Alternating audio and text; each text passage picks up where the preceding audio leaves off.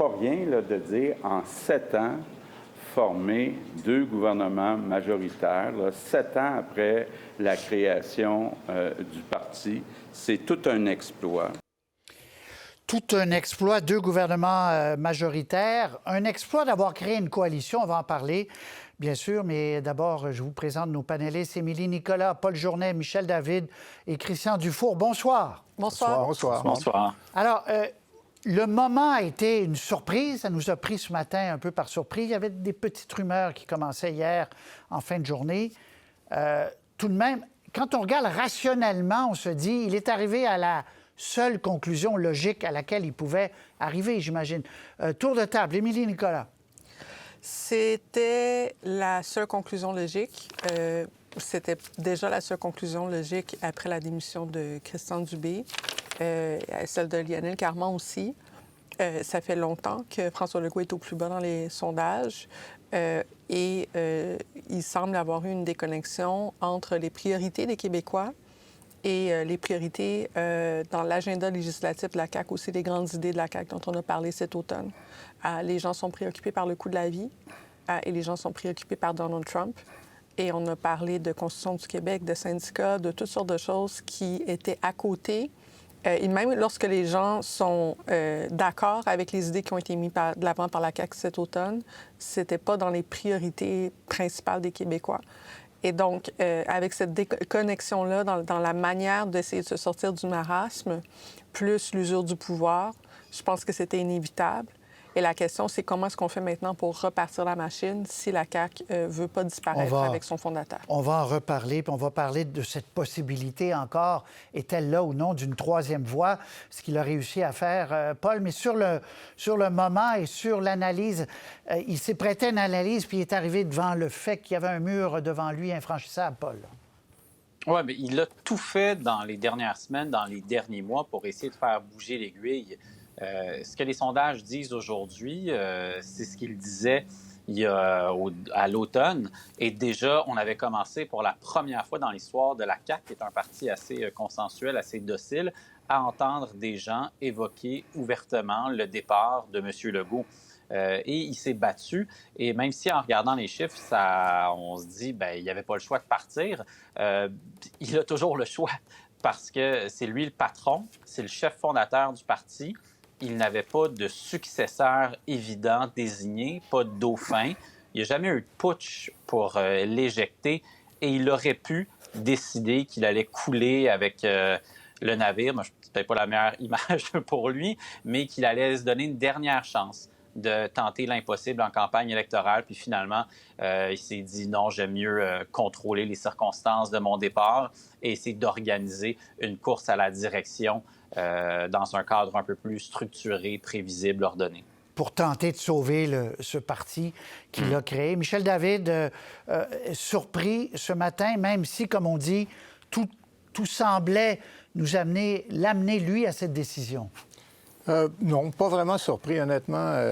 Patrice, j'étais parmi les sceptiques là, quand M. Legault nous assurait là, presque à chaque jour qu'il était là pour rester. Écoutez, il n'y a personne qui aime aller à l'abattoir. Il n'y a personne qui souhaite ça. Et je pense que M. Legault s'était dit, probablement dès l'automne, je mets la pédale au fond. Si ça ne lève pas, je m'en vais. Il avait beau dire le contraire, puis je ne lui en veux pas pour ça. Il est évident que c'est le genre de décision qu'on ne télégraphie pas. Mais je suis convaincu que c'était son plan de match. Ça ne marche pas, je m'en vais. J'ai jamais pensé que si ça continuait à aller aussi mal, qu'il se dirait, ben oui, mais c'est ma création, puis je ne vais pas la laisser, puis je vais me rendre à l'élection. Vous savez, enterrer son parti, c'est pas tellement plus drôle. De sorte que non, la surprise, pas dans mon cas. Christian Dufour, première réaction que vous avez eue ce matin. Ben moi, je trouve pas du tout que c'était inévitable. Absolument pas. Je trouve qu'il y a beaucoup de noblesse dans ce que fait le premier ministre aujourd'hui. Il y a beaucoup de courage. Partir, c'est très, très dur. Tu sais, en fait, organiser sa fin, c'est très, très, très dur. Le pouvoir, c'est comme une drogue forte. Même s'il était dans le sous-sol des sondages, j'aurais pu rester jusqu'à la fin. C'est clair. Je dirais que la plupart des politiciens auraient été tentés de rester jusqu'à la fin. Donc moi, je le salue. Noblesse, courage, et c'est sain. Je trouve que le message qu'il envoie aux Québécois, à la CAQ, à lui-même, c'est sain. Dans un contexte où il y a tellement de choses malsaines qui nous dépriment. Donc, chapeau. Mais moi, je trouve pas du tout que c'était inévitable. Il y avait le choix. Il aurait pu rester. Moi, la semaine passée, moi, je suis un de ceux, d'ailleurs, je pense que j'étais un des premiers à dire qu'il devrait s'en aller, même si j'avais de l'affection pour lui. La semaine passée, je dis à mes amis, personne n'en parle, mais il y a une non-nouvelle. Ça a tout l'air que François Legault n'est pas parti pour partir. Donc, c'est ça que ce matin, quand j'ai appris ça, moi, j'ai été sonné. J'étais très ému, moi. Parce que c'est pas vrai que là, c'est pas les sondages qui ont décidé ça. Et là, maintenant, c'est son héritage, tout ça. Et ça change complètement le paysage politique québécois. Donc, c'est un cadeau qu'il fait aux Québécois comme tel. Si je veux faire un peu d'humour, je dirais qu'étant donné que les libéraux sont en recherche d'un nouveau leader, étant donné que la CAQ va être en recherche d'un nouveau leader, Paul Saint-Pierre Plamondon commence à avoir l'air un peu vieux. Comme chef jusqu'à un certain point. Donc, merci, M. Legault. Okay. Vous réussissez votre finale. Dans la vie, moi, je commence à être un peu vieux, là. Réussir sa finale, c'est pas toujours évident. Vous nous rendez un fier service à tout le monde. Un autre qui est ému, plus que vous encore, si c'est possible, Christian, c'est Bernard Drinville, à qui j'ai parlé un peu plus tôt. Lui, il rappelle que c'est une famille, puis qu'il dit faire la politique à la CAQ, c'est beaucoup plus facile qu'au PQ. Au PQ, il y a des clans, il dit c'était compliqué. À la CAQ, sentiment familial, disait-il. On l'écoute. Je pense à ça aujourd'hui, puis je vous ai mis l'histoire comme moi, Patrice. Les seuls premiers ministres qui ont réussi ça, à fonder leur propre parti, puis l'amener à une majorité, c'est Maurice Duplessis, puis c'est René Lévesque. Exact. Puis c'est François Legault. C'est historiquement, honnêtement, ce qu'il a réussi, c'est exceptionnel. Mais... Donc, c'est pas exagéré de dire c'est le père de famille aujourd'hui qu'on perd, là. Donc, vous êtes triste. Vous êtes profondément triste de ce départ. Ouais. Excusez-moi. Passez à une autre question. Non, mais il est allé vous chercher.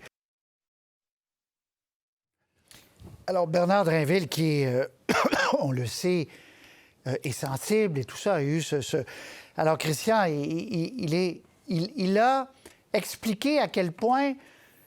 Vous dites que ce n'est pas inévitable. Vous êtes un des rares analystes à dire ça en disant qu'il y aurait pu... Mais Paul vient de dire ça, que ce n'était pas inévitable, il me semble, non? Oui, vous avez dit ça, Paul, aussi? Oui. Ouais. Ça faisait qu'il y aurait eu techniquement le choix. Mais je veux dire, si lui... Bien, techniquement, oui, c'est ça, dans le sens que... Si on a une lecture, disons, des sondages, ça paraissait inévitable, mais il n'y avait pas de putschistes. Les gens, avec beaucoup de politesse, lui laissaient ce choix et il aurait pu choisir autrement. Même avec toute la liste sur sa feuille de papier, la colonne des plus et des moins, avec la colonne des moins qui descendait jusqu'en bas de la feuille puis qui se rendait jusqu'au plancher. C'est pas juste logique, la politique. Non, bien on sûr. est dans l'humanité. Bien sûr. On est dans un personnage qui est le premier ministre du Québec, qui était vilipendé par une partie importante de la population. Je trouve qu'il aurait pu être tenté de rester jusqu'à la fin. Très bien. Mais justement, ce qu'il a accompli, prenons juste la création de cette coalition de fédéralistes et de souverainistes. Je veux vous entendre là-dessus. Michel David, d'abord, ça, c'est quand même quelque chose, là. 2 mandats majoritaires, créer un parti de rien, se retrouver après 2 tentatives au pouvoir et d'amalgamer des fédéralistes et des souverainistes ensemble. Absolument. J'enlève rien à M. Legault. C'est un exploit remarquable, ce qu'il a fait. Maintenant, j'ai jamais considéré, moi, la CAQ comme vraiment un parti. C'était vraiment la créature de M. Legault. C'était presque un fan club de M. Legault. Ça me fait un peu penser, la CAQ, à, vous savez, les maires là, qui créent un parti, qui se font élire, et le parti meurt avec eux. M. Legault a profité d'une conjoncture qui était tout à fait favorable à ce qu'on a appelé la troisième voie, là, quand il a créé la CAQ. Mais la conjoncture n'est plus là, tout simplement. La troisième voie, c'est un fantasme là, que beaucoup entretiennent. C'était déjà le cas de l'ADQ. Mais on l'a vu, puis M. Legault nous l'a démontré pendant 8 ans, ça mène nulle part. Il n'y a absolument rien qui a été capable d'arracher de tout le beau nouveau projet pour les nationalistes québécois que la CAQ avait présenté en 2015, si ma mémoire est bonne. Il n'y a rien qui a été réalisé là-dedans. Alors, il a frappé un mur et je pense que son plus grand échec, c'est vrai, on parle de Nordvolt, on parle de toutes sortes de dossiers qui ont mal tourné, mais je pense que c'est de ne pas avoir réussi à s'imposer et à arraché à Ottawa les pouvoirs qu'il jugeait lui-même indispensables à l'avenir de la nation, que ce soit en immigration, en culture, les infrastructures, mettez-en le rapport d'impôt unique. Tout ça n'a pas abouti. Alors, je ne vois pas du tout... Et donc, cette voie, peut... Michel, vous dites, parce que vous dites les partis municipaux peuvent mourir quand les candidats partent, vous dites cette voie-là risque de mourir, cette forme-là risque de mourir, c'est ce que vous dites. C'est ce que je dis. Elle n'existe que dans le fantasme de ceux qui veulent y croire. Paul, l'avenir de la troisième voie se pose, donc, à partir de maintenant. Oui, je pense qu'il y a des gens à la CAQ, qui vont essayer de garder le véhicule en place, en vie, en se demandant qu'est-ce qui va se passer si le Parti québécois gagne la prochaine élection, déclenche un référendum et le perd. Je ne veux pas aller trop loin dans la politique fiction, mais quand même, 2030, c'est dans pas si longtemps. Et à la prochaine campagne, la troisième voie va ressembler à une espèce de non-choix, va ressembler à ce qu'était la CAQ au début, c'est-à-dire un parti assis sur la clôture, au milieu de nulle part, écartelé et perdant entre un parti qui veut faire du Québec un pays et un autre qui veut rester dans le Canada. C'était ça, souvenons-nous d'ailleurs de la persévérance de François Legault. La CAQ, ça a pris du temps avant qu'elle prenne le pouvoir. En 2014, en 2015 même, quand Pierre-Carl Péladeau était chef du PQ, on sentait M. Legault avec un pied dans la porte de sortie et on se demandait si la CAQ allait survivre. Donc, peut-être que le contexte sera différent en 2030. Peut-être dernière chose sur la troisième voie comme possibilité de renouveler le fédéralisme. Michel a bien énuméré tous les échecs. L'espèce de prix de consolation du point de vue de caquiste, ça serait de dire que même si le poids du Québec dans le Canada diminue, son influence diminue, tout comme ses pouvoirs, il y a encore des pouvoirs qu'on peut exercer. Fait que il y a l'idée d'un parti fédéraliste qui veut légiférer en matière de langue et de signes religieux, de laïcité, et qui a une approche distincte de celle des libéraux. Christian Émilie, sur cette troisième voie qu'il a créée, qu'il a incarnée, est-ce qu'il y a de l'avenir dans le contexte actuel, Christian? Bien sûr qu'il y a de l'avenir. Je n'embarque pas du tout, en fait, dans le diagnostic très mélodramatique de Michel David, disant que plus de troisième voie, c'est fini. C'est clair qu'il y a eu un échec de M. Legault dans ces dossiers-là. Je trouve qu'il ne s'est pas attelé à ce dossier-là de façon efficace, de façon réaliste, mais la troisième voie est encore là, puis elle est très importante pour le Québec. Je pense que ce serait une tragédie si on revenait à la vieille confrontation entre les souverainistes et les fédéralistes. Ça voudrait dire qu'on a échoué lamentablement pour notre société. Mais ce que je voudrais juste dire, là, c'est que ça vient juste d'arriver, là. Ça bouleverse complètement le paysage politique québécois. Je trouve qu'il faudrait y aller mollo avec les prédictions, là, quand même. Là. Il y a bien des choses qui peuvent changer. Il y a quelque chose qui vient de changer. Le fondamental, aujourd'hui, le Legault ne sera pas là. Donc, qui peut prédire l'avenir? Moi, je ne le sais pas, puis je ne veux pas m'embarquer là-dedans. Non, on peut se poser la question sur la CAQ. Je le sais, mais je trouve... C'est un peu normal, je connais les médias, tout ça. J'écoutais aujourd'hui les analyses, je n'en revenais pas à quel point tout le monde est en train de faire de la prospection. Oui, mais on est là pour ça, essayer d'éclairer. Je le sais, mais on peut critiquer, Bien Patrice, sûr, la prospection qui repose sur pas grand-chose. Oui, on peut critiquer tout ce qu'on veut. Émilie Nicolas, il a incarné, donc, par ce véhicule nouveau, la troisième voie. Est-ce que ça sera plus difficile? Est-ce que le défi ne sera pas plus grand compte tenu que le PQ est numéro 1 et que l'alternative fédéraliste, c'est le PLQ? Donc, est-ce qu'il y a une place encore lors de la prochaine campagne qui, Christian, est dans quelques mois? Émilie? Il y a bien d'autres choses dans la coalition Avenir Québec que seulement la question souverainiste-fédéraliste au sein de la coalition. C'est un élément important. Mais il y a divers points de vue et François Legault a évolué lui-même dans toutes les années qu'il a passé au pouvoir sur ses propres priorités. Le premier ministre qui nous parlait des maternelles 4 ans, de sa passion pour la petite enfance, a eu un discours d'ouverture très différent à l'Assemblée nationale cet automne, lorsqu'il nous a parlé, par exemple, de la loi et l'ordre, l'islamisme radical, etc. Et c'est à chaque étape de sa vie politique, François Legault a rallié ou s'est rapproché aussi de différentes parties de sa famille, pour reprendre la métaphore. C'est pas parce que les gens étaient sur le plan humain, sur le plan affectif, rassemblés autour de la figure du père de famille de François Legault, qu'il n'y avait pas aussi des différents idéologiques, des différents politiques, non seulement dans le caucus, mais aussi dans le cabinet, sur les questions qui ont polarisé beaucoup la société québécoise.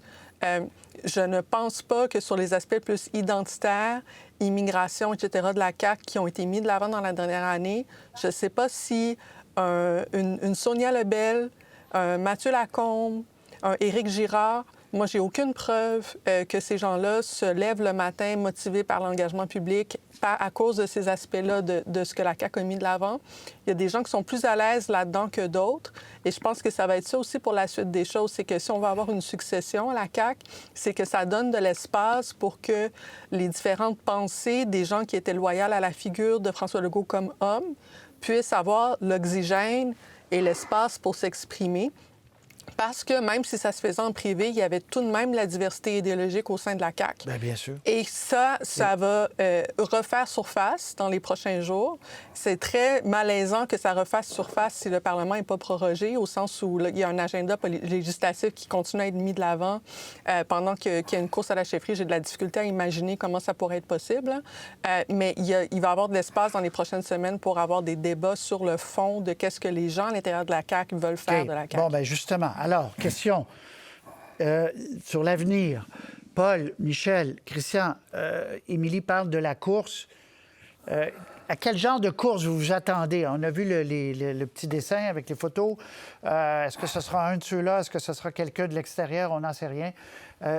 Paul, vous attendez à quel genre de course? D'abord, est-ce que vous attendez à ce qu'il y ait beaucoup de gens qui lèvent la main, là, parce que le défi est quand même grand, là? Bien, je m'attends à ce qu'il y ait assez de gens qui lèvent la main pour qu'on ait une véritable course. Pour l'instant, tous les gens à qui on pense, ce sont des ministres. Ce qui va rendre la course plus compliquée à cause du problème évoqué par Émilie. Mais pour une autre raison aussi, si vous êtes membre du gouvernement, c'est plus difficile de le critiquer. Et la particularité de la dernière course à la chefferie du Parti libéral du Canada, c'est que vous aviez une ministre démissionnaire, Chrystia Freeland, qui avait retrouvé sa liberté de parole, et un candidat de l'extérieur, Mark Carney. Et moi, j'ai passé la journée au téléphone, puis il y a des gens qui rêvent d'une candidature de l'extérieur. J'insiste sur le mot « rêve », parce qu'ils se disent que cette personne-là pourrait brasser les idées. Cormier nous a refusé toutes les parties sur notre plateau il y a 3 jours. Qui de l'extérieur? J'étais à un niveau d'abstraction tel dans ces discussions-là. Vous êtes très... Oui, vous êtes fort, Paul. Vous êtes très haut. Non, mais c'est parce qu'on disait pas « je vois telle ou telle personne pouvoir devenir candidat » qui vient de l'extérieur. On disait « on aimerait ça que, même si personne s'est manifesté, quoique c'est quand même pas un boulot banal être premier ministre, en se disant que cette personne-là aurait la latitude pour lancer des débats. » Mais sinon, il y a des gens qui, dans les autres, là, qu'on attend, qui vont devoir montrer des talents qu'on ne leur connaît pas, soit des gens réputés pour leur efficacité, leur sobriété, qui vont devoir manifester un certain charisme, d'autres qui vont devoir apprendre à parler d'économie ou inversement de dossiers peut-être un petit peu plus identitaires et parler avec leur trip. Personne n'a le luxe du temps jusqu'en octobre. Michel et Christian ensuite. Michel, sur cette course qui commence, les gens qui veulent s'organiser devront quand même s'organiser assez vite, là. Ils vont devoir s'organiser assez vite. Et le problème, c'est que tous ces gens-là, sauf peut-être M. Bonnardel, là, sont actuellement au Conseil des ministres. Le gouvernement va être obligé de continuer à gouverner. Alors, par exemple, si M. Jolin Barrette, lui, veut continuer à mettre l'accent sur l'identité, est-ce qu'on continue, comme gouvernement, là, à pousser le dossier de la Constitution québécoise? Est-ce que, par exemple, on continue l'espèce de guerre contre les syndicats que M. Legault a engagé avec le projet de loi 3? Qu'est-ce qu'on fait avec les médecins spécialistes? Alors, tous ces gens-là vont être obligés de conserver un minimum de solidarité ministérielle dans un gouvernement dont les orientations ne leur plaisent pas nécessairement. Donc, ça va être une course plate, ça vous dites? Ça va être une course où tout le monde va être un petit peu ses breaks, oui. OK. Très bien. Ou Éric Girard, là, parce qu'Éric Girard, c'est... Ou Éric Girard. C'est sérieux, apparemment, il y songe pour vrai. OK, Christian. Tout ça est très stimulant, en fait. Bon. Soyons positifs. Non, mais quoi, c'est quand même une bombe qui est arrivée ce matin. Oui. C'est beau de voir les inconvénients, etc. Puis c'est clair que si moi j'étais caquiste, je penserais à ce qui est arrivé à Ottawa il y a un an, là, où tout le monde prenait pour acquis que le gouvernement libéral était complètement usé, que M. Trudeau n'était pas aimé du tout, puis que c'était Poilievre qui prendrait le pouvoir. Puis est-ce qu'on n'espère pas refaire ça à Québec? Je ne dis pas que c'est ce qui va arriver d'aucune façon. Moi, la façon dont je vois ça, c'est que je trouve que M. Legault, il a perdu sa boussole lors de la pandémie. Au départ, quand il a pris le pouvoir, il y avait une approche de centre-droit. Durant la pandémie, c'est devenu comme un dieu, en fait. Hein, l'ivresse, en fait, d'être au-dessus de tout le monde, lui a fait perdre la boussole. À la fin de son mandat, dans la dernière année, il est revenu à un agenda plus de centre-droit. Il me semble qu'il a montré la voie à son parti. Parce qu'il me semble que les Québécois sont rendus là. Okay. Les Québécois sont rendus au centre-droit. Et la façon, je vois ça, moi, c'est moi qui vois ça comme ça. Là. Il me semble que les gens qui vont... Ça va être très intéressant, cette course-là. Bon, voilà!